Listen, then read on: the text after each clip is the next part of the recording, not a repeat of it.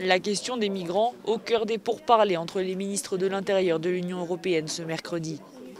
Ils se sont entretenus notamment sur le sort des Afghans, nombreux à vouloir fuir leur pays après la victoire des talibans.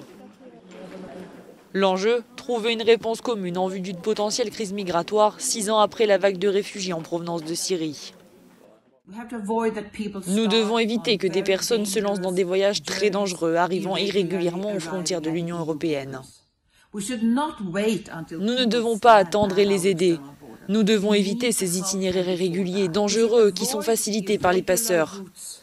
Au lieu de cela, nous devrions nous engager dans des voies légales et sûres pour que les personnes ayant besoin d'une protection internationale viennent dans l'Union européenne.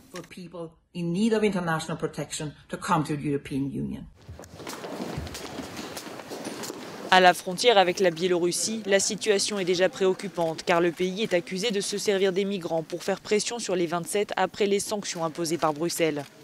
La Pologne a dû envoyer plus de 900 soldats pour renforcer la sécurité à la frontière après une recrudescence des passages illégaux. La frontière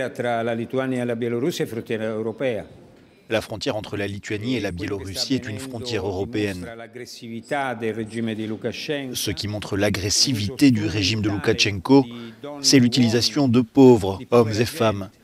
J'ai vu des actions scandaleuses lorsque des agents biélorusses poussent des gens à travers la frontière. C'est une question d'humanité, mais aussi une question de protection de la frontière de l'Union européenne.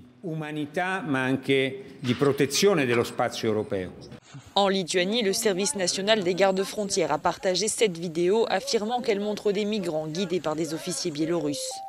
L'Union européenne condamne la Biélorussie pour ce qu'elle dit être une tentative de déstabilisation du bloc en envoyant des dizaines de migrants à travers ses frontières.